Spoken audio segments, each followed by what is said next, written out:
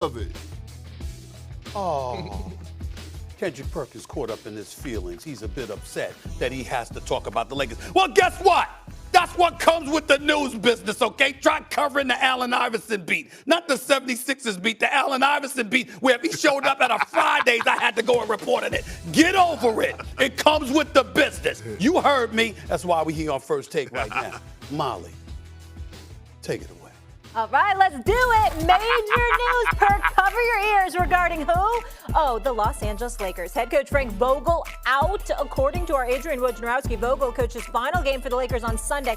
A decision that's expected to be shared with him as soon as today. Despite Woj's report, Frank Vogel is staying in the moment.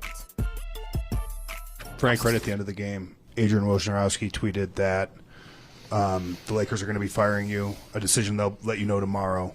Have you communicated with the front office at all about your future? And I guess what's your reaction to hearing that? My reaction is I haven't been told, and I'm going to enjoy tonight's game, celebrate what these young guys did in terms of scratching the claw and getting back in this game, getting a W. And, we'll deal with tomorrow. Did that get back to you before you walked in this room? Yes. Did that affect? I'm going to enjoy tonight's game and what our guys did tonight and the way we finished out this season. I'm proud of our guys tonight. Stephen A., you're up first. Does Vogel deserve to be fired? Yes.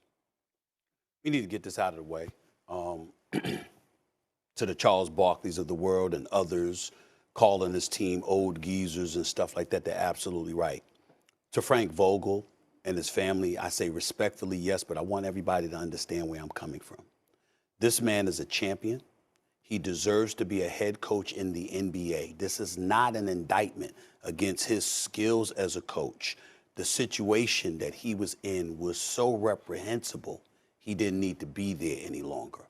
The Lakers, you have to understand, they require something a little bit different. And when you are 16, 17 games under 500, when you have LeBron James and Anthony Davis and Russell Westbrook on your squad, this comes with the territory. When you say he deserves to be fired, the only reason I say that is because that situation ain't changing anytime soon. You need somebody that's a stronger voice as a coach. I'm talking cachet. I don't mean voice literally J and KP. I'm talking cachet. Frank Vogel, despite being a champion, doesn't have that. And it's not his fault. Let's be clear about that. This is what we got to point out, too. The Lakers organization right now is an atrocity. It's horrible. You got Jeannie Buss listening to Linda Rambis. Respectfully, I'm talking basketball. I'm not talking business. I'm not talking any other tentacles that she may have. As it pertains to basketball, what damn credentials does Linda Rambis have? Somebody got to say it. She doesn't have any. There's no business making basketball decisions. And Jeannie Buss listening to her is ridiculous. Kurt Rambis, let me be very, very clear. Very knowledgeable basketball mind. No doubt about it. And as a champion, as a player, when you were coaching, how'd that work out? When you were an executive, how did that work out? Your record was awful. But you want to be a de facto coach behind the scenes trying to manipulate what the coaching staff look like and how the lineups are used. Well, get your behind out there and do the damn job then. Hire Kurt Rambis so we can look and see what you going to bring to the table. Because when we saw it after your playing days were over, it wasn't that damn impressive. Not in New York, not in Minnesota. Don't get me started. That's the situation that Frank Vogel had to deal with. He had to deal with that situation because they didn't want him first. They wanted Ty Lue, whose staff they tried to pick for him. And Ty Lue, a champion, said, hell with that. They wanted Monty Williams. He said, this cesspool right here, I don't want no parts of this. I'm going to go to Phoenix. They wanted Jason Kidd, but dredged up stuff from a decade plus earlier as an excuse why he couldn't be the head coach, but you could have him on your bench. And he was supposed to be the head coach in waiting, okay? And then you gave Frank Vogel the job and essentially ran all over him. You wouldn't let him. You assembled a squad. You tried to coach. You tried to tell him who he should and shouldn't play and when he should and shouldn't do it. You could do that because he didn't have that name recognition, that cachet to really, really push back. And the Lakers need a coach that could tell them all to go to hell. I'm the coach. You hired me to do the job, and that's the way it's going to be. That's why Frank Vogel needed to go, because he can't do that to them and get away with it. They need a coach who can. But you know what coach can do that? Only a coach who has the backing of the front office. That he knows, regardless, I'm going to put my stamp down on this team, and I'm not going anywhere. That doesn't come, Molly, Stephen A., KP, when after they win a championship, 10 months later, he signs a one-year extension. I mean, that's right from the bat saying, hey, we're not sure you're our long-term answer. You're a short-term answer. Right. So here's where I agree with you, Stephen A. Because, number one, when you got players sending out text messagings during games, okay, when you got Russell Westbrook at the beginning of the year, him saying, hey, Taylor Horton Tucker, all you guys, when you get the rebound, push it, and Russell saying, no, you're going to give me the ball. When there's that kind of combat, when you got players ignoring the coach's callings from the time they have a timeout, he's lost the ear of players on this team. Let's be honest about it. So I do think they need a change. But the way they went about it is such an embarrassment for this franchise. It's a franchise that won 17 NBA titles. Yeah. You at least have to have respect internally to keep this inside before you allow a person like Woj, and I love Woj, I know he's doing his job, to break it and then put your coach in a situation where he has to find out about his job via the internet and then answer questions about it. There is a right way to go about doing your business, right? You wait until the exit interviews, KP. Afterwards, you say, hey, look, this is not going the right way. You handle it in a first-class manner. I'm saying I agree with the move, but everything that set them up into this point, the writing's been on the wall, man. We knew that Frank Vogel was going to be fired. We knew this was going to happen. Yeah, we knew it was going to happen. We just didn't know when. And it's unfortunate because I really believe that he didn't deserve to be fired. You know, like Frank Vogel won a championship with this team. Frank Vogel had nothing to do with the moves that they made in the offseason. He was just told to, hey, coach this team that we put together. And it's unfair to him because it's like, okay, you got me with all these bullhead guys in the locker room and you expect me to work magic. Here's the thing why it's so disappointing.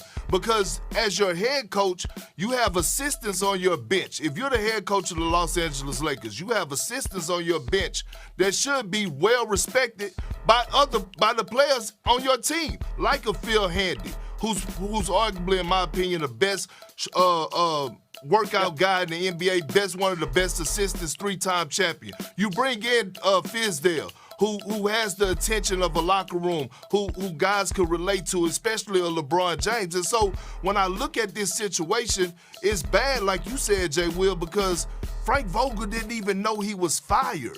Like, how you're not man to man, how you're not willing to be man to a man and tell this man face to face that he's lost his job. He has to find out through the media when he comes on the press conference. No, this is facts. This is facts. This is facts. And so here's my thing, though, Stephen A. Okay. I just feel like he didn't deserve to be fired. It was the wrong decision. He had no doing in what happened during the offseason for us, the trades. And guess what? Frank Vogel knew it was going to be a mess. You know why? Stephen A., who offered me a coaching job this season? You? Isn't it Boston? Yeah, the Lakers. No, the Lakers. The Lakers did.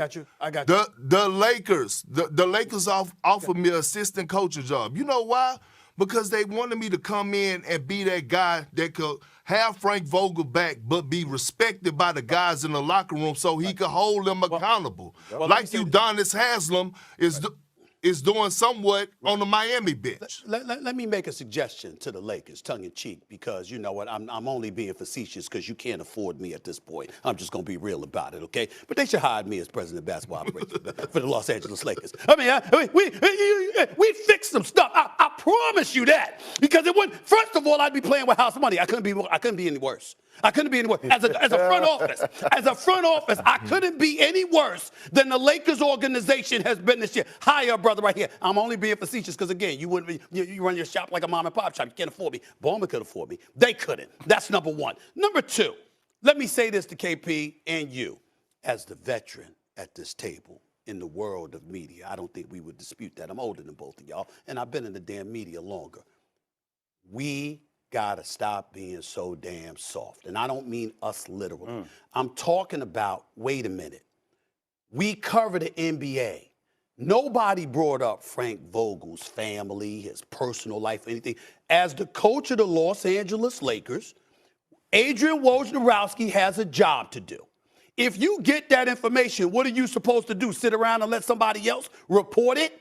I mean, I saw James Worthy and Robert Horry talking after the game, and and I love both of those brothers. Love them to death, okay? And James Worthy did a hell of a job post-game with the Lakers this year. They talking about, the ethics of the media, like the media did something wrong because you got word that Frank Vogel's getting fired tomorrow. What are you supposed to do, hold it? Of course you're supposed to report that. You ain't talking about his personal life. You're talking about him as the coach. Stop with the softness, okay? Soft as cottonelle damn tissue. All of these people that say this kind of nonsense, we're not talking about your personal life. We're talking about basketball. And as it pertains to Frank Vogel, okay, sure, they could have told them. They should have told them. But how do we know definitively, all right, that they didn't tell them? They just made it, they're just going to make it official today. But I'm here to tell you, Frank Vogel knew today was his last day. Today, tomorrow's last day. He's known this for a little while now. It ain't breaking news. Who's to say that Frank Vogel didn't leak the information that he's getting fired today? We don't know that because as somebody that has covered the NBA for the last quarter century plus, I am here to tell you there have been times when coaches were going to get fired, and they were the ones who leaked. Well, I'm getting fired. But don't say nobody, it's us. Stephen A. KP, can we be real here about this? You're telling me out of nowhere, all of a sudden there start to be reports. Players have received text messages during games.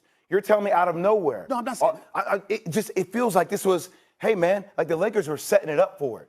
It feels like there's a Game of Thrones scenario going around with the Lakers, but right? They're setting it up to justify what they're doing. Yes, exactly. I'm making the argument that Frank Vogel knew. So the point is, it's entirely plausible that I'm not saying he did. We don't know. But the point is to look at the media and the focus on, oh my God, Frank Vogel had to walk up in a press conference and answer questions about you're going to be fired tomorrow. Get the hell over it. That's on the Lakers. That's not on the media. That's on the Lakers. Stop it. No, Stephen A. I think we got it mixed up. I'm talking about, and I think Jay Will is talking about how bad the front office of the Lakers is, right? When you talk about Rob Pelinka and you talk about Kurt Rambis. Because here's the fact. He didn't know. He didn't know. You could assume, and he could have had assumptions that he was about to get fired, but he didn't know. This is facts from what I'm telling you from somebody that's, that texted me last night that was very heated about the situation. He did not know. He did not know at all until he got to the press conference. And that's just flat out ridiculous, man. Like, at the end of the day, this coach delivered you a championship. He delivered you a championship. The least you could do is wait and get him back to L.A. and have him in the meeting and tell him face to face. Like, this man delivered you a championship less than 2 years ago. No, I hear you, Perk. Handle it more tactfully and gracefully. Absolutely. I will say this, too, as a last point, getting to this Lakers front office. I'm going to call Kurt Rambis out again in this regard. You want the job, ask for the job. I'm sure that Jeannie Buss would strongly consider giving you the head coaching job. There's nothing worse to me. I know that he's a senior basketball advisor, which I challenge in and of itself. But that's neither here nor there. But if you want the job, you understand what I'm saying? I mean, to be behind the scenes, and it's one thing to sit up there. Think about this, Molly. Yeah. Jay and KP know this. When you're an advisor, you're advising, okay, you should look at this coach. You should look at that coach. And then during the season, when your opinion is sought after and they ask your opinion about what's going on, that's different. You don't have people behind the scenes talking about this should be your staff. You should be playing this guy and stuff like that. Sitting in coaching meetings. It's excessive. Let's move it forward because clearly there's too many voices. Yeah. But, Jay, I want to focus on this. Phil Jackson left 11 years ago. They've had 6 coaches since. 6 in 11 years. So tell me this. How desirable is this job? I wouldn't want a job unless I had sheer autonomy, unless I knew coming in, hey, Rob Pelinka, you're going to move to the side. I'm going to do it the way I want to do it. And Stephen A. said it has to be a coach with cachet. I would tell Quinn Snyder. I would tell Nick Nurse. I would tell Juwan how. Like, I'm like, leave it alone. Why would you want that? You're going to inherit that problem? Frank Vogel, who was a good defensive-minded coach, he couldn't fix that. Now you're telling me all of a sudden you're going to bring somebody. What's new about the situation?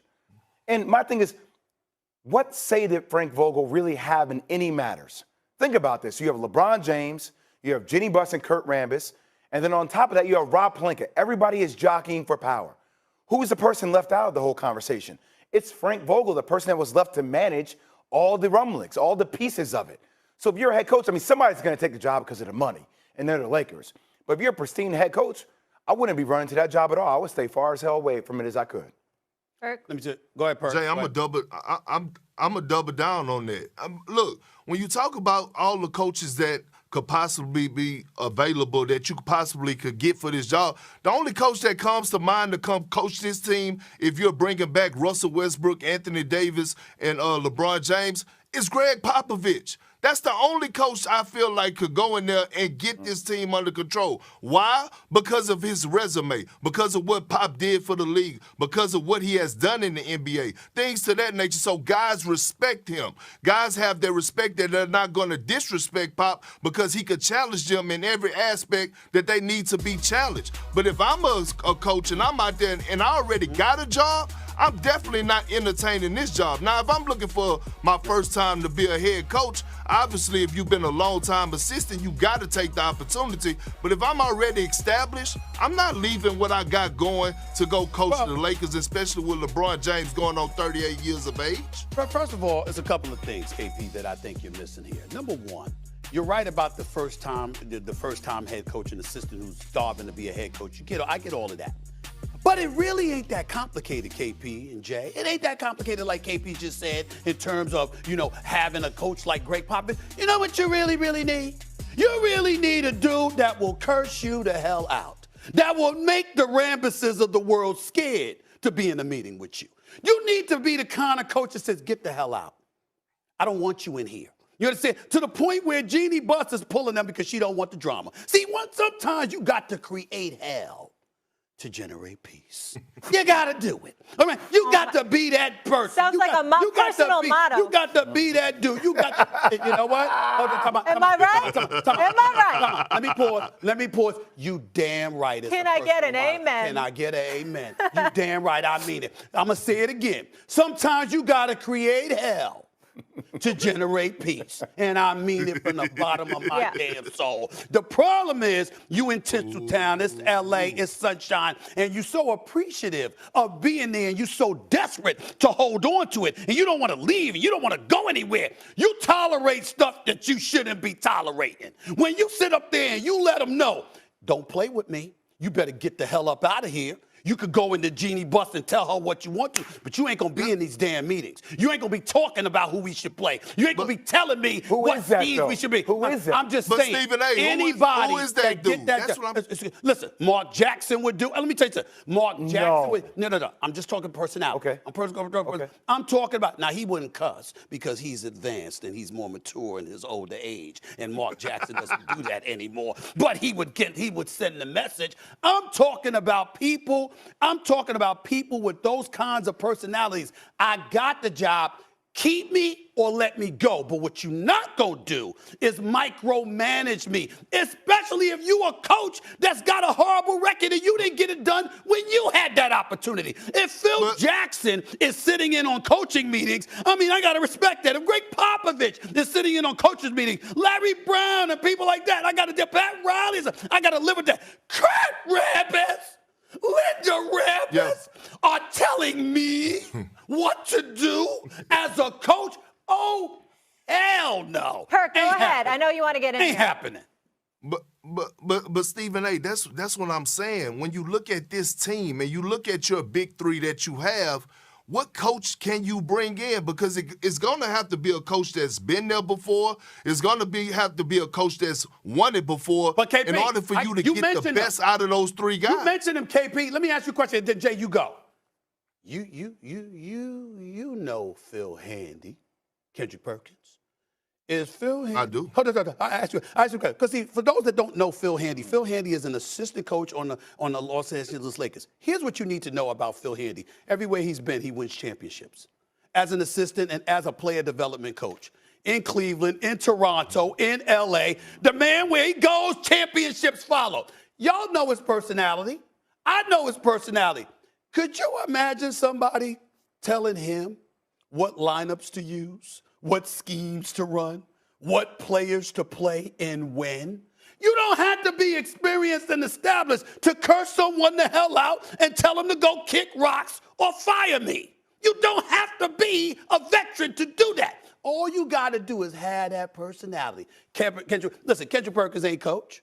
Kendrick Perkins sitting on here working on ESPN for us. I promise you right now, if Kurt Rambis tried to come up to Kendrick Perkins and Kendrick Perkins was coaching the Lakers right now and said to him, you got to play. This is who you got to play. This is what you got to do. Kendrick Perkins, I don't know what KP might do. I don't know what he might do personally. I don't know what Kendrick Perkins might do to him. You ain't telling him that. All you need is the personality, guys. Yeah. Go ahead, KP.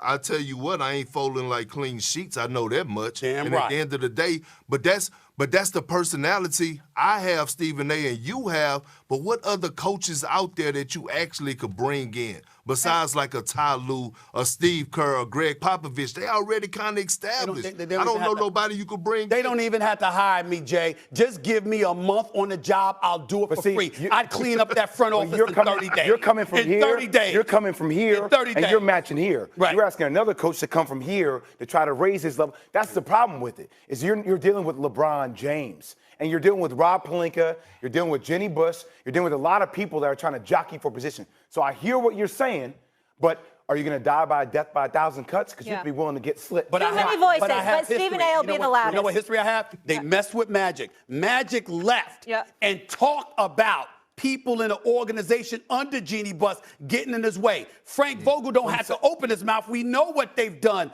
to him. The bottom line is you connect yourself to Jeannie Buss. You got to clean the rest of that garbage out of there. Right? Game of Thrones, man. Yeah. We got to leave it there. We'll get into this a little bit later. Anthony Davis had some comments on the Lakers' future as well. We'll react to that in just a bit. But to the East we go now because we had news over the weekend regarding Ben Simmons. The pain-free progress with Simmons bound could debut sometime in the first round of the Eastern Conference playoff, even if it's limited to a 10 to 15 minutes of a game role. He's been ruled out of the play-in tournament, and sources believe that games 1 and 2 of an Eastern Conference playoff series would be too soon to expect him to be ready to make his debut. But there's increasing confidence that he could become available to the Nets sometime in a first-round series, assuming the Nets advance out of the play-in tournament this weekend. Stephen A, is Simmons the key to Brooklyn making a title run? I believe he is. Let me say this to you. He can't shoot. He can't hit free throws. We all know this. But I believe so much in Kyrie and KD, the players. Don't get me started with the other stuff with Kyrie. But the player, okay? I believe so much in them. If Ben Simmons, and I'm not saying because I don't believe it's going to happen. I don't believe it's going to happen. But if Ben Simmons could give you 25 minutes as the Ben Simmons in Philadelphia, I'm just talking about a defender and a playmaker, even with his shooting woes, that's all they would need. As an aside, I am a person, and y'all have known me for years. No matter what I talk about on the air and stuff like that, I'm very, very big on avoiding people's personal life. It's none of my damn business what goes on in their personal life, okay? I'm here to talk about the game of basketball. Ben Simmons would be the lone exception. I want to know what the hell you were doing that you hurt your back. You ain't played since last June. What were you doing? What the hell happened, Kendrick Perkins, Jay Williams? Was he riding up the turnpike on I-95 with a car that was a bit rough around the edges, hit a pothole, and tweaked his damn back? What the hell happened? I want to know what happened. You haven't played a minute, a second since last June. That is 10 months. You ain't touched a damn basketball in an official capacity. Did you slip in the tub? Did you slip in the tub? Was you getting your groove on and tweak your hip? I mean, did you hit a pothole on the turnpike? What the hell is going on? I can't believe I'm the only one saying this. You're not the only one. What was he doing, Jay Williams? That's the question. Jay Williams, what the hell was he doing? I can't defend it. I can't defend was he it. getting his groove on, tweaked the hip the wrong way? I mean, did he hurt his back? I mean, there's several ways you can hurt your back now. You can hurt your back driving at the turnpike. You can do something. He was doing something. I just don't understand it. How the hell you hurt your back? From what were you doing to walk around with a back injury? Let me ask you this question. What's going on? So many questions about it. How the hell can you believe that he will play 25 minutes? I don't. How can you even live in a hypothetical space Because they then? asked the question yesterday on Countdown, and that's why they asked me again. I know, but my thing is, I'm just trying to saying, tell that's you, you what they can't even asked. allow yourself to be in a hypothetical space when you're asking this kind of question. Well, you allow yourself to live in hypothetical spaces? I mean, what And the look, hell is going and on? the reality came back. Kyrie came back and played. I'm still waiting for Ben Simmons to come back and play. I agree with you there, but damn it, somebody got to answer the question. How you messed up your back? What were you doing? What were you doing? We got to find out. You need to go to the press conference. Aren't you the self-proclaimed gravedigger anyway? Come on, you still have those skills. Dig it out. Come out. That is true. That is true. But in case you haven't noticed, What? I'm kind of a superstar on television. And so as a result, I don't have to go to the games the way that I used to. So, I'm a busy man. I mean, You if you understand? want I to got find my out, own you can production find out. company. I'm writing my book. My book is You got coming a out. book coming out? My book is What's the coming out in title? January. Yeah, I can't tell you the title. I'm trying But my to get book ahead of is my coming stuff. out. My memoir is coming out in January.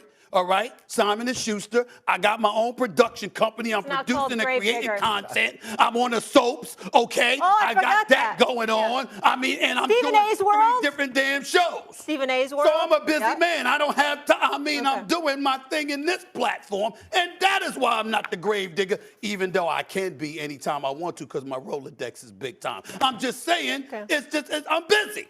But damn it, I do need to preoccupy myself with finding out how the hell did this man tweak his back. We all need to know so we can avoid these things, because he ain't do a damn thing to tweak his back. All I'm Come saying, on. KP, is I can't have the Brooklyn Nets in a discussion to win anything because I expect nothing from Ben Simmons.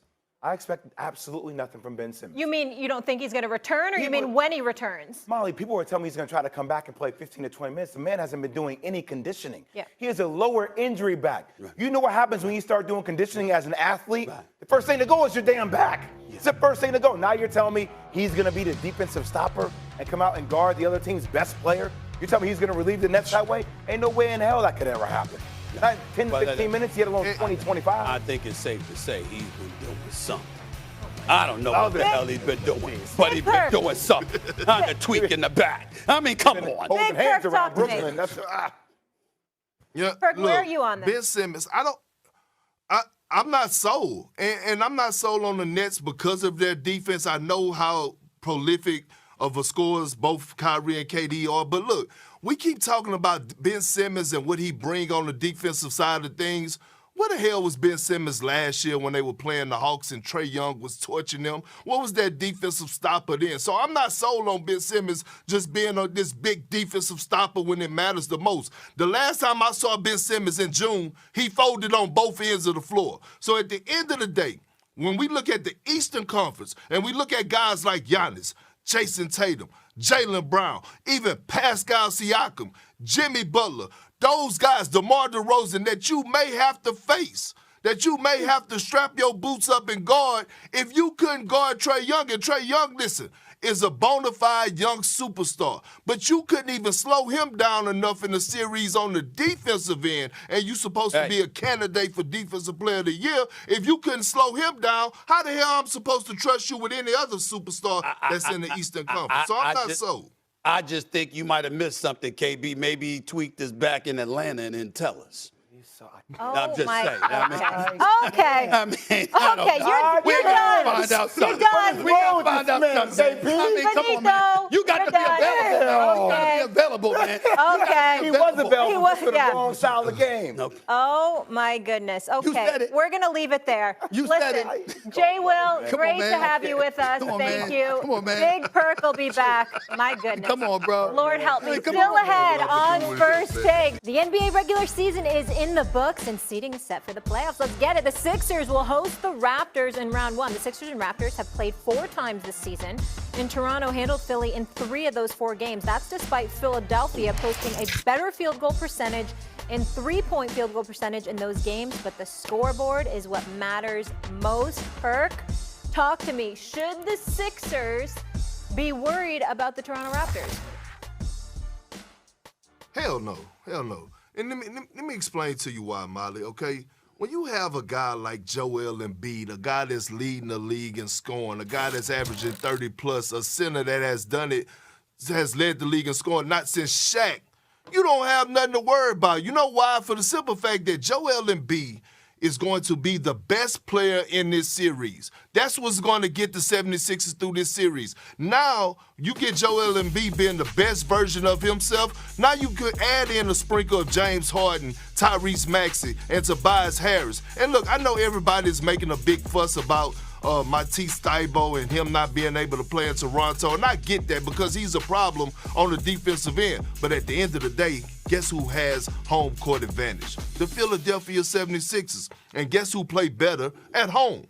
Role players play better at home. So if it happened to go 7 games, which I think is going 6, but if it happened to go 7 games, guess what the 7th game is on? On the Philadelphia 76ers home court. And the role players are going to play better if it go to 7 games. But I got Philly winning this series. I love Toronto. I love what Nick Nurse is doing. I think Scotty Barnes is the rookie of the year. But I'm going with Philly all day long. I agree with you that Scotty Barnes is rookie of the year, KP. But the reality of the situation is that you're misrepresenting the question. I didn't pick the Sixers to lose this series either, but there is concern. They got reasons to worry. Because think about it this way, KP. You're Toronto. You can win your home games, considering how thin the Sixers bench is and the absence of Thybulle as a defensive force. Now the question I pose to you is Toronto not capable of stealing one road game? Because that's the question that you have to ask yourself when you look at a series like this. We know that Joel Embiid is the best player on the court. There ain't no question about that. There ain't no debate about that. But the point is, the question about whether or not the Sixers should be worried, I say yes, because an ace defender is gone for those road games in Toronto. And in terms of their depth on their bench, I think it's questionable, not to mention the balanced scoring attack. You got Siakam at 22 a game. You got Van Vliet at 20 a game. You got our rookie of the year. And Scotty Barnes, he's at 15 a game. You've got this cat, Gary Trent Jr., whose game continues to elevate. I mean, I'm just looking at these guys, and I'm saying, excuse me, I can't ignore this. As an aside, Kendrick Perkins, I do want to say this, because it's important that I say. I'm not going to call anybody dumb. Put Kendrick Perkins up on that screen because I love looking at Kendrick Perkins when I say stuff like this.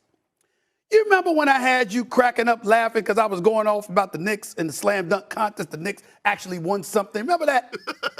Now, I must caution you that you might be that way with this particular thing I'm about to say. We don't want to call anybody dumb. But I ask a rhetorical question to Kendrick Perkins and Molly Q. What the hell am I supposed to call somebody who takes the vaccine shot and takes the first shot and forgets to take the second shot? Dumb. That's what you call them. What the hell is going on? Kyrie was principled. I disagree with him because I felt he owed it to the team, but damn it, he took his position and he was clear. I ain't taking the vaccine. Jaylen Brown reportedly, guess what? He might not have taken the vaccine. Okay? Oh, Thybulle took it. He just forgot to take the second shot. I mean, you got to be kidding me. I mean, this some unbelievable How was stuff. the team not on top of that, though? I'm getting to them. I'm getting to them in a second. How in the hell do you take the fives of everybody and their mama, not just in the United States of America, but globally, Kendrick Perkins, globally. In Istanbul, for crying out loud. Everybody knows the vaccine with the Pfizer and the Moderna, they have 2 shots. Everybody, Johnson & Johnson is one. What are we going to say? Thybulle confused Johnson & Johnson with Pfizer or Moderna? That's what we going to do? We going to use that as an excuse? And if he has that excuse, we going to say the whole Sixers organization had that excuse? I mean, just idiocy. I mean, idiocy at its height. How in the hell do you have a defensive ace that you know you're going to need for the playoffs, and I thought that he refused to take the shot? No, Kendrick Perkins, he took one shot. He just didn't take shot number 2, according to the reports. If That's a if that is true, I mean, that might go down. I mean, we got to have a list of the dumbest things that we have seen in sports. That's up there. And I'm talking historically. I ain't talking this year. I'm talking historically. We got to look at stupidity at its height on the part of a player and a part of an organization, and we got to sit up there and say, we got to investigate we got to investigate what has been dumber than this. It's necessary. It's necessary. Perk, one thing that I wanted to go back to what you said really quick. You want to respond to Stephen A. first? Yeah. No, not at all. He was dead on. I can't respond to him, Molly. He was right. Yeah, I want to go back to something you said, because obviously when you were talking about the Sixers, you're saying Joel Embiid's the best player, and you said a sprinkle of James Harden. So I want to ask both of you, where are we right now with James Harden? Because at first it was this dynamic duo, and now if we're just expecting a little something from him in the playoffs, Perk? You know what? I'm gonna say this. At first I was a little harsh on James Harden. And then I started watching the 76ers play. And I started watching the way that James Harden was playing in the regular season. And what he was doing was, and it's just my personal opinion, I haven't spoke to anybody, this is just me evaluating the game. What I saw out of James Harden was a guy trying to help Joel Embiid win the scoring title. A guy that was trying to help Joel Embiid win his first MVP. Because I saw him not only not being super aggressive, but I saw him being very, very passive a lot of times and making sure he got the big fella involved. Now, look, at the end of the day, it's about him rising to the occasion. Again, you don't need James Harden to go out there and get you 40 no more. You don't need James Harden to go out there and get you 30. All you need James Harden to do is go out there every single night and get you 20 to 25 points, and I believe that he could do that. And if he don't do that, he better be leading the postseason in assists, because he's getting everyone involved like Tyrese Maxey and Tobias Harris. So I had to go back and take a back seat and say, oh, James Harden only shot 8 times this game. James Harden only got 12 attempts this game. Let me go check this out. And then I went back and rewatched the tape, and he was trying to get his big fella involved. Listen. Where are you on Harden in the playoffs, Stephen A.? I'm not disagreeing with Kendrick Perkins. I just don't want to hear that. You got to show up if you James Harden. I don't want to hear that. I want to hear, well, I want Joel Embiid to get MVP, and I want Joel Embiid to win the scoring title. How with all that? You better get it done. James Harden is looking for a $200 million contract within the next year and a half. You think Philly going to endorse him getting that? They don't show up? James Harden wants Mike D'Antoni as his coach. That might be the only excuse to lose. Because if Doc Rivers loses, chances are Daryl Morey and the Sixers are going to switch out Doc Rivers for Mike D'Antoni. And I don't support that, but I'm not ruling out the possibility and the likelihood that it's going to happen. James Harden also has to validate what Daryl Morey did. Me personally, I'm a fan of James Harden. I think that he's one of the more prolific offensive players we've ever seen in the game's history. I mean, the brother can ball. There's no doubt about that. But what I'm saying is you still got to get it done. When we talked about anything that may have happened in Brooklyn, let me remind everybody, KD's a 2-time champion. Kyrie is a champion now. Kyrie, in the finals, when they won the chip, averaged 27 a game. When they lost the chip, he averaged 29 a game. The brother shows up, and he's got a chip to prove it. James Harden has never played in an NBA Finals with the exception of when he was a role player coming off the bench backing up Russell Westbrook in Oklahoma City. So all I'm saying to you is that now that you in Philly and Daryl Morey trades Seth Curry, Andre Drummond, Ben Simmons, 2 first-round picks for you, you got to show up. And ain't nobody going to want to hear what Kendrick Perkins just outlined. I want to make Joel Embiid look good. I got news for you. Joel Embiid don't need too much help looking good. I mean, the guard gets you the ball, and I get it, but I'm just saying facetiously to some degree. Joel Embiid is Joel Embiid. He's established in Philly. We good. It's James Harden that got to show up. And if he doesn't, Lord have mercy. I don't think he understands the level of heat that's going to come his way in the city of Philadelphia. But Yeah, but Stephen A., I was saying in the regular season. I'm not saying going into the postseason. I'm holding James Harden accountable. Look, Right. when you talk about a guy that's under the most pressure this postseason, he's that guy that's under the most pressure for us out of coaches, out of players. He's that guy because of what he did and how he did it. Right. Now, with that being said, I just haven't lost faith in James Harden. Neither have I. think that he still could go out there and deliver. No, I feel like he still could go out there and deliver in great fashion. Like, Yeah, I'm but not jumping off the James Harden Last word. bandwagon just yet. Neither am I. But what I'm saying to you is this. When the playoffs approach, you should be working on bettering your game for the postseason in preparation for the postseason. I don't want anybody out there to lean on Kendrick Perkins' words and say, well, you know, James Harden didn't do that because he was trying to help Embiid win the scoring title and MVP. Damn that. You got a chip to go after. And you better come close to getting that damn thing. Yeah, That's what I'm saying. The last time the Sixers were in a conference finals was when you were following AI everywhere like Fridays. Yes. That'd be Tell me about it. 2001. When we come back here on Fridays. Thursday, regarding the Los Angeles Lakers, head coach Frank Vogel is out, according to our Adrian Wojnarowski. Vogel coached his final game for the Lakers on Sunday, a decision that expected to be shared with him as soon as today. Meanwhile, Anthony Davis says he still believes in the pairing with him and LeBron James to make a run. Quote, I think us two can. We've shown that we can. I don't know that's something we just have to reevaluate in the offseason. Upstairs, me and him talking about the season and what we would like to see next season and kind of just figure it out. Perk back here with us. Stephen A., do you believe LeBron and AD can bring another title to LA? No, I don't. They have a chance because of their talent. The availability of Anthony Davis just puts the kibosh on all of that. KP, let me say this, my man. You know, Anthony Davis, and I hope he's watching this, because I could see him getting a bit annoyed and sensitive and all of this other stuff, right? If you're Russell Westbrook, as bad of a season as you had, the only real thing that I held against Russell Westbrook is the fact that you can't go up in press conferences and say that you didn't have any expectations when you became a Laker. That is just a flat-out lie, or you living in fantasy land. One of the two. That might have been the most embarrassing quote of his career. Okay, can't say that. Just can't. Number two with Anthony Davis. Anthony Davis, my brother, everyone knows you are a superstar talent. You are a superstar caliber player that can make a difference on any team that you are on the court for.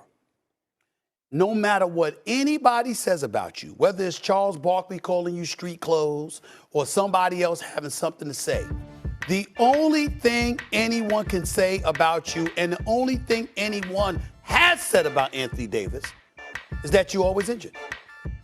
Period. There's nothing else that anybody said. They've never questioned his character. They've never questioned his work ethic during the season. They've never questioned, the kind of person he is. Nothing like that. We never would do that, Anthony Davis. We're only saying you're always hurt. And guess what? That happens to be factual, particularly over the last 2 years where you've missed a minimum of 32 games each of the last two seasons, okay? Anthony Davis is in the lineup this year. The Lakers are, at the very least, in the playing game. They're playing tomorrow. Book it. They're playing tomorrow or later on this week if Anthony Davis is on the court. Regardless of all the troubles they had, they're playing in this game because that's how impactful and great Anthony Davis is. The fact is, you haven't been healthy, and there are people who question what level of commitment he gives to his strength and conditioning during the offseason to prepare it. There are guys, and I was saying this to this wonderful person that I had dinner with last night when we were talking about this stuff. There are guys who get ready, and there are guys who stay ready. Yeah. LeBron James stays ready. Yeah. Floyd Money Mayweather stays ready. Kobe, God rest his soul, stayed ready. Okay? Michael Jordan stayed ready. And then you have people who show up when it's time to get ready. I get it. But they haven't been living like they stay ready. Anthony Davis is one of those guys that looks like he's getting ready, as opposed to somebody who stays ready as it pertains to his conditioning and his strength. And that is why people question his durability. It's the only question anybody has labeled in his direction. But it is a legitimate question, and you have to live with that because we have history right in front of us. No, he missed 42 games this season, which is half of the season. Yeah, big perk. I was staying ready when I was in the gym 5 a.m. this morning. Your thoughts? I hear that.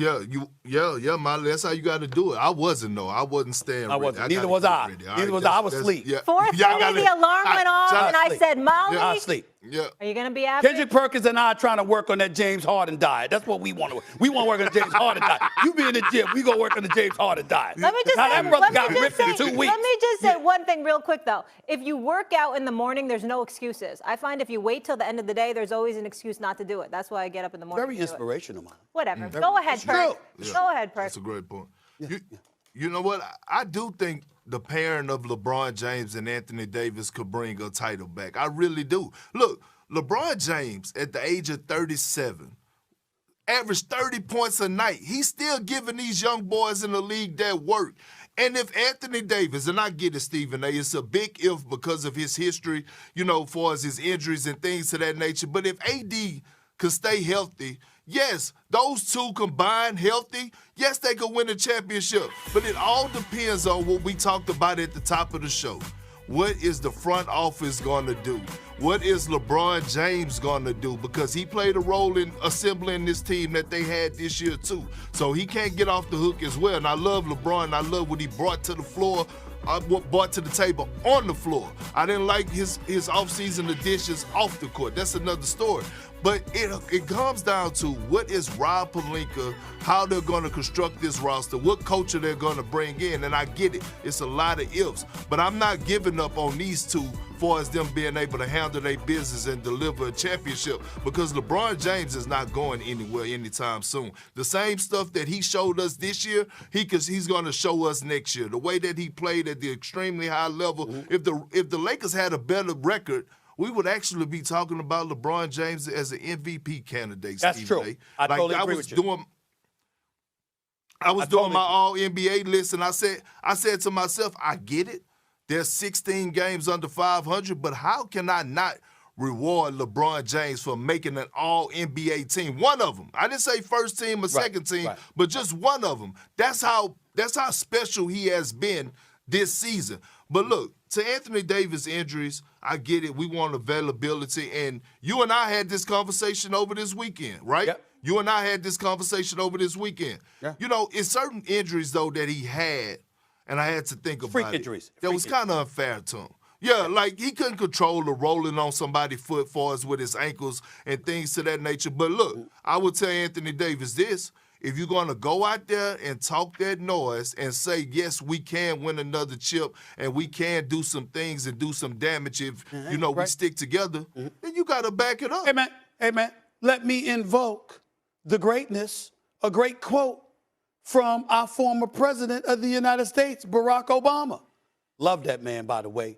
It's not about yes, he will. It's about yes, we can. That's what he said, right? That doesn't apply to Anthony Davis.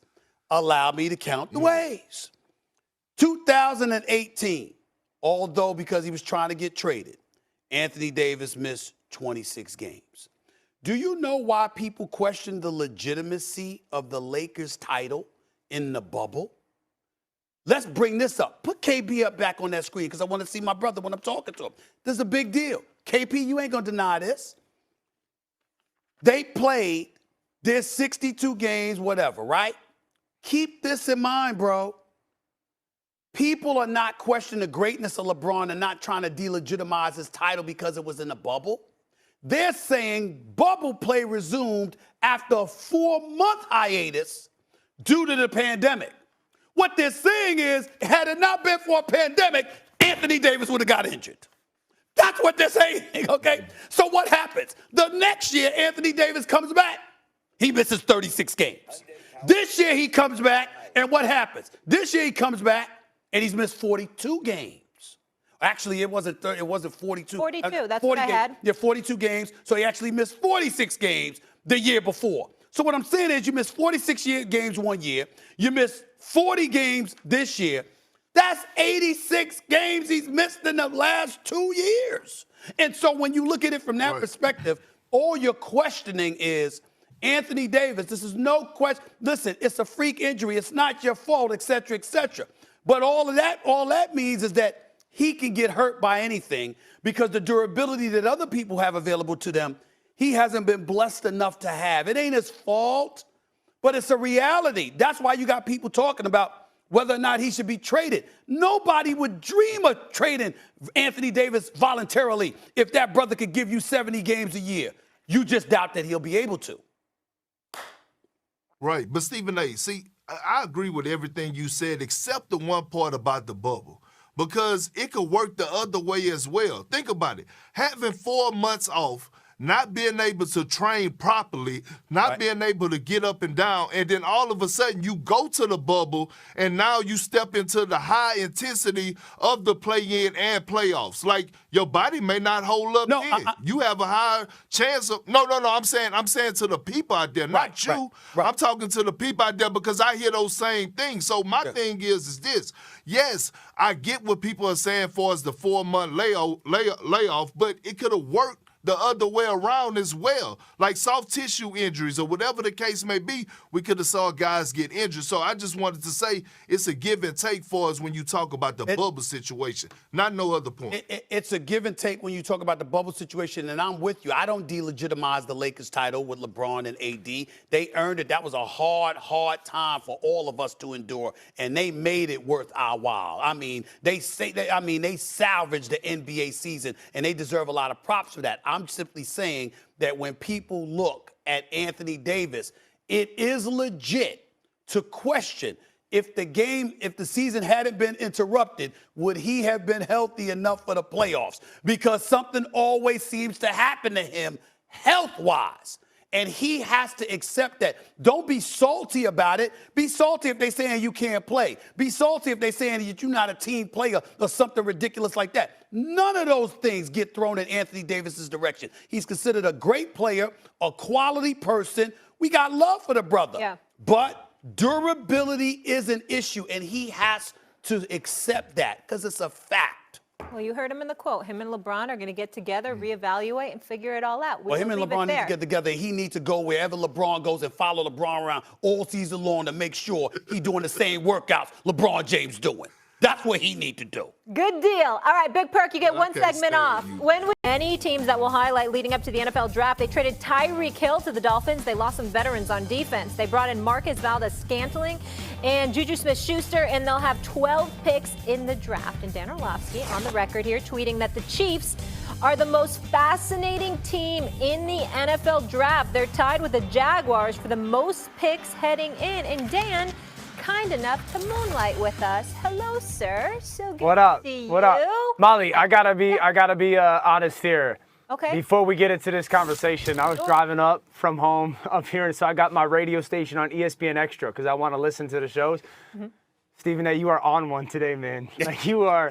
I almost got into an accident listening to you about Ben Simmons and the back and how it happened. Yeah. And then you talked about all your roles, and you called yourself a superstar, bona fide daily superstar. And then I wish people at home could have heard what just went on in the commercial break. I mean, you can't pay enough for that 90 seconds. You are on one today. Hey, listen, man, with Ben Simmons is the truth, man. Dan, he ain't played since last June. How the hell you got a back injury? What you been doing? You know what I'm saying? I mean, I want to know. Atlanta? I mean, what you in Atlanta? What, you tweaked your back? I mean, something wrong? Tweaked his hips? Something up. You ain't played since last June, man. And I don't get nobody personal life. It's their business. It's not mine. But damn, you ain't played since last June, Dan Orlovsky. You ain't touched a basketball since last June, but you got a back injury. How? How are you not ready to play? I wish people could hear the commercial break. That's what I wish. Oh, no, please, no. Look at me. Please, no. I like my job. Just do it.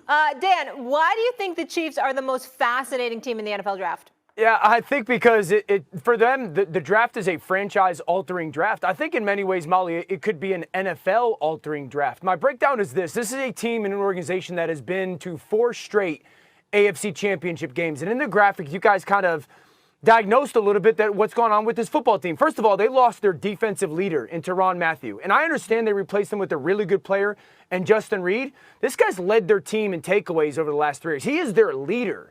And then they trade away their second best player, and certainly second best offensive player in Tyreek Hill. And they play in the toughest division maybe in the history of the NFL when we think about how good the Chargers are going to be and how good the Broncos are going to be and how good the Raiders are going to be.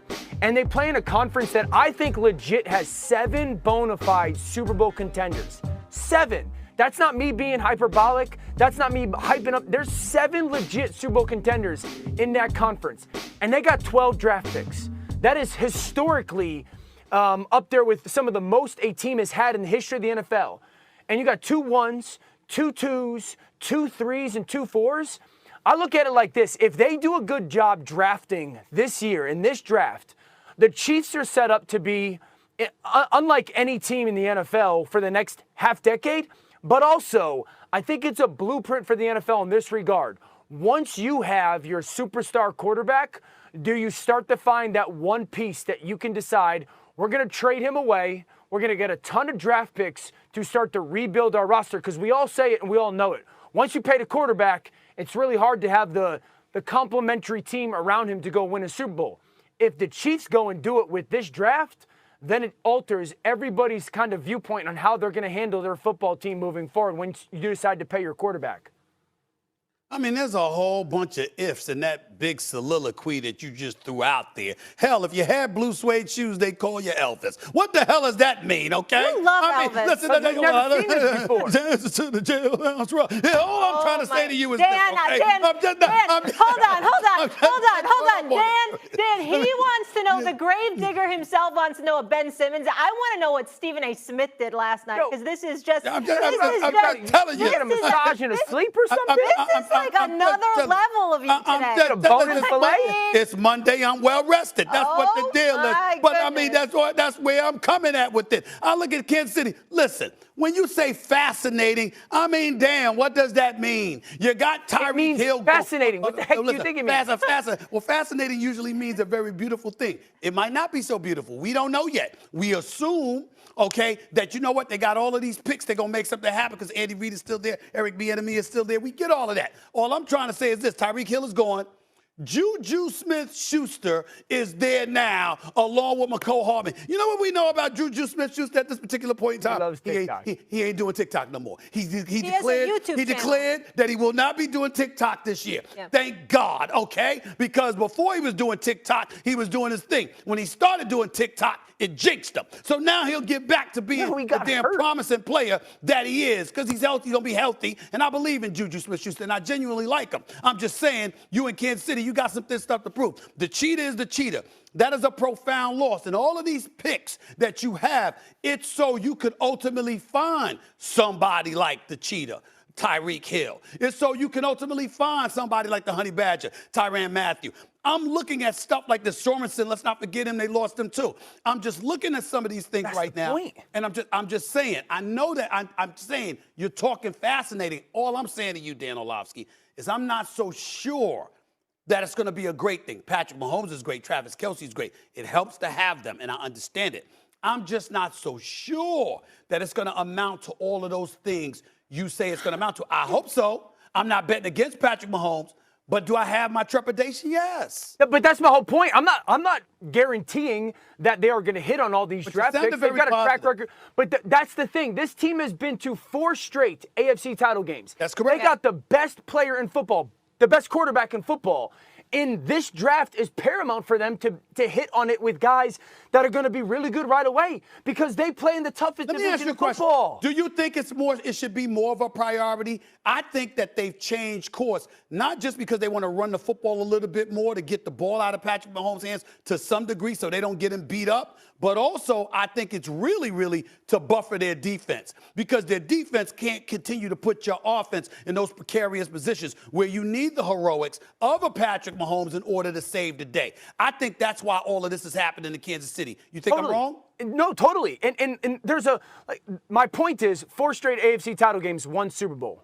I get it 4 years ago with the offsides and all that could have changed against New England, but it didn't.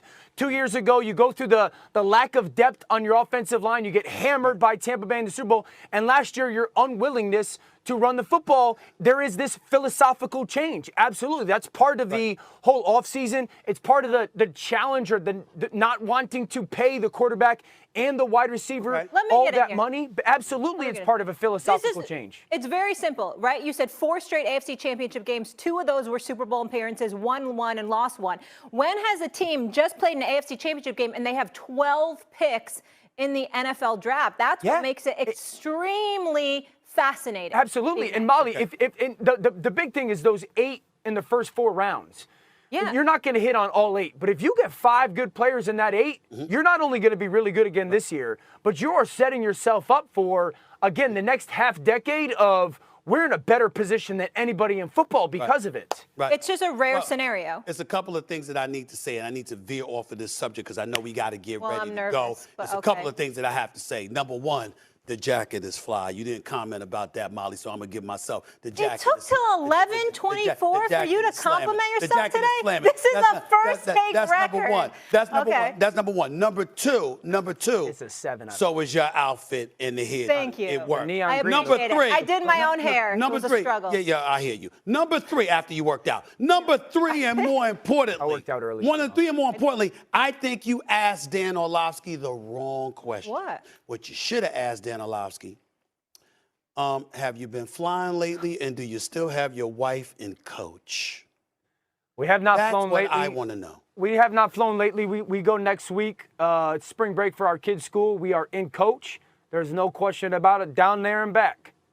You're not putting your wife Don't in you first have class air miles? still? I don't understand. Is she still with you? She hasn't left you yet? Do you see my face? Oh my gosh.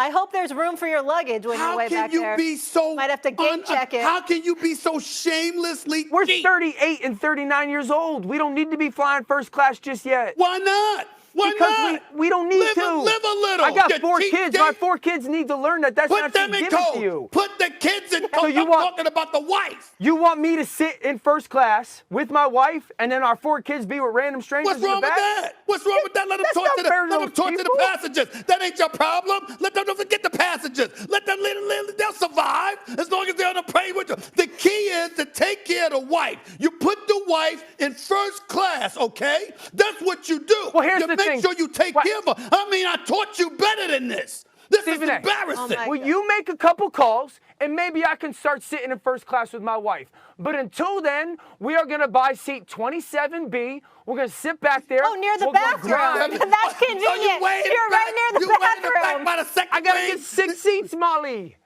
I got to get 6 seats. I know. It's hard out here. It's hard. It's hard to be Dan Orlovsky. Stephen A., I do like the jacket. It reminds me of Roy Williams, but I like it. Tomorrow we continue Roy our Williams. finale. Big Perk back with us. But Stephen A., I'll start with you. Is Joel Embiid the MVP? Kendrick Perkins is going to kill me over this. Oh, boy. I have a vote, Kendrick Perkins. I voted on everything but the MVP. I still ain't turned in my vote yet. I can't make up my mind. I got until damn near midnight tonight. I still haven't turned in my vote. I'm that perplexed over this. Kendrick Perkins, I don't blame anybody who picks any of these 4. Embiid, Jokic, Giannis, and Booker. Obviously, Luka is up in there as well. But I think about Giannis, most dominant force in the game. When you look at Embiid, most talented, when you consider what he can do on both ends of the floor and how phenomenal he has been. Even though I do look at the blowout loss to Brooklyn, the loss on his home court to Brooklyn and Denver, that does count against him a little bit because you're in that MVP chase. And obviously, Jokic was there as well, even though he had good numbers that game, but Denver won that particular game in Philly. I look at Jokic and what he has done without Jamal Murray, what he has done without Michael Porter Jr., the numbers that he's put up, 2,000 points, 1,000 rebounds, 500 assists, just phenomenal. And I look at Devin Booker. It's a damn shame. 27-5-5. Best record in basketball. 47 games over 500. 12-3 without CP3. You know, but I also look at the fact that knowing the race is tight, KP, you sat out the last couple of games. That matters when you're chasing that MVP and you know the race is that tight. I'm going to make my vote in the next few hours, but I got to admit, I go back and forth every 5 minutes on one or the other. That's how close it is for me. Well, I ain't never known you to be scared. That's the first thing. Second of all, look, I got to vote. I got to vote as well, and I voted already. And let me help you. Let me persuade you over to the Joel Embiid side of the MVP candidate race, okay? This is why I voted for Joel Embiid. Forget the fact that he won the scoring title, the last center to do it with Shaquille O'Neal, who, by the way, won the MVP. Forget the fact that Ben Simmons quit on him at the beginning of the season, and he had to say, you know what, let's go to war in a tougher conference and make noise and still finish a top 5 seed in the Eastern Conference with all those powerhouses that's over there. Forget the fact that you acquired James Harden because of your play, and when James Harden get there, James Harden tends to struggle, and now you have to carry him too. Look, here's the thing. The 76ers had no room for Joel Embiid to play bad. And why I say that is because when you look at the East, Stephen A., the 76ers finished 51-31. They finished 4th in the Eastern Conference. The 10th seed, who is the Charlotte Hornets, is 43-39. They're 4 games over 500. So let me move you over to the Western Conference. The Denver Nuggets finished 48-34.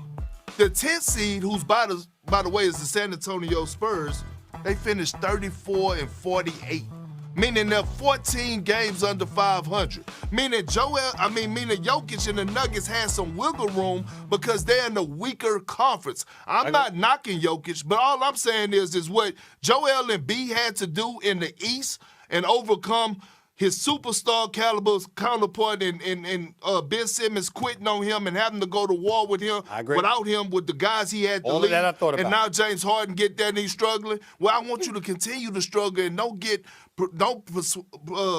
lose track and start getting scared on me, bro. Like I ain't never known you to be scared. I want you to pencil it in and submit it.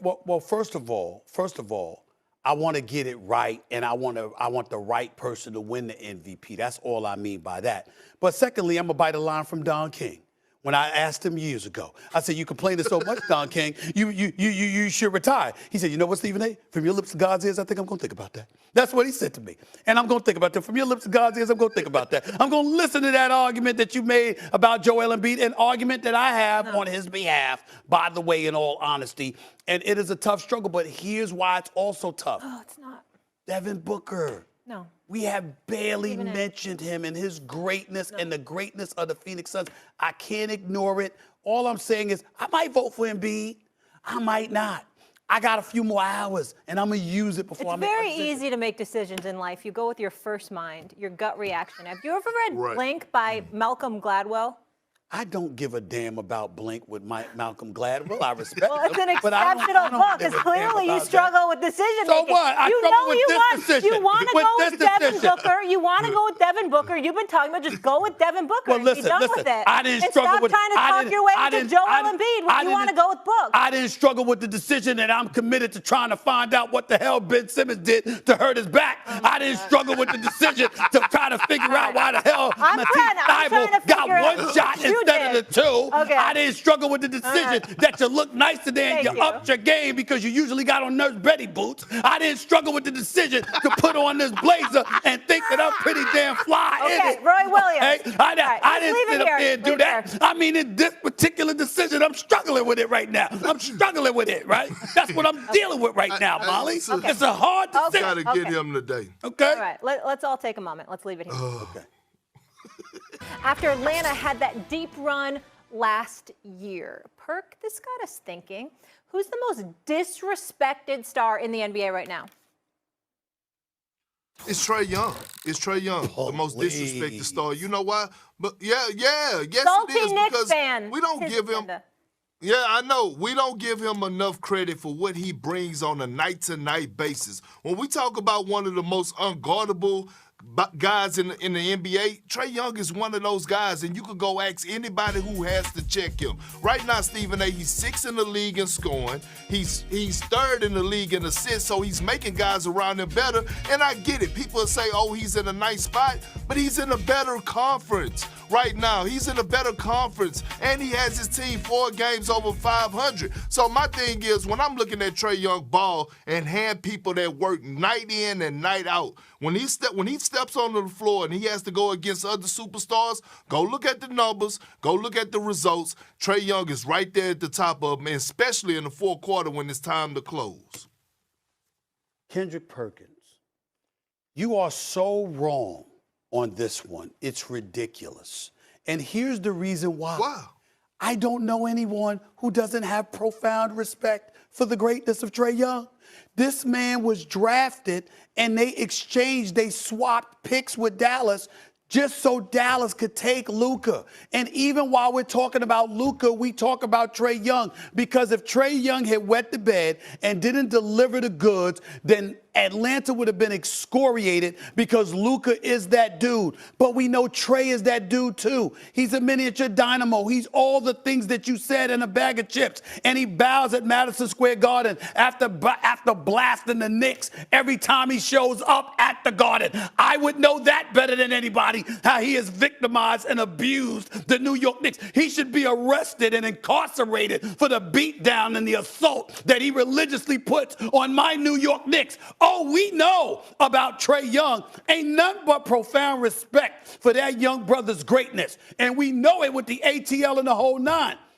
Devin Booker is by far the most disrespected player in the NBA. This is a brother that was in the NBA Finals. This is a brother that we looked at in terms of his game, not on the level of Kobe, but very Kobe-esque in his pull-up J, some of his footwork, his ability to shoot perimeter shots, how he can drop 70 in a game, and all of this other stuff. He's playing for the #1 team in the NBA. He's playing for the team that's the reigning defending Western Conference Finals. And you know what we say about him? He's lucked up because he's got CP3. He's lucked up because he's what he's surrounded by. He's lucked up because he's got a great coach like Monty Williams. All of those things are maybe true in terms of the credibility of those players around him, but nothing should take away from the greatness. He might not win MVP. Hell, he might not get either one of our votes. But in the end, I put him in a conversation for a reason. I talk about his greatness for a reason, because we barely ever hear anyone else, not talking about you, but we barely hear anyone else talking about the greatness that this brother puts on display on a night in, night out basis. Devin Booker barely gets a mention. Trae Young is talked about all the time. No, he's not. No, yes, he's not. He is. Devin Booker is talked about amongst his peers more than Trae Young are. And oh you know, God. I'm on Twitter that is all not day. True. I'm on Twitter all day long, and we could go pull up the receipts. I'm not how many times? Twitter like you. How many times, Stephen A., have we seen former players and current players tweet out about Devin Booker? Whether that's him for us being in the MVP conversation, him being disrespected, him not making the All-Star team, whatever the case may be, we see guys tweet out and say things about Devin Booker. Because he's not getting the recognition. But we don't see that same energy with Trae Young. Because they know everybody talks about Trae Young. Hell, Atlanta don't even recognize Trae Young like they supposed to. Everybody talks about Trae Young. Be no empty, Stop it. It shouldn't Everybody be no talks empty about seats Trae in Young. those So hold on. So time out. You have a superstar caliber player in Trae Young. And Stephen A., don't sit up here and lie to me on First Take. If me and you was to go to a regular season game in Atlanta, do we expect the arena to be sold out?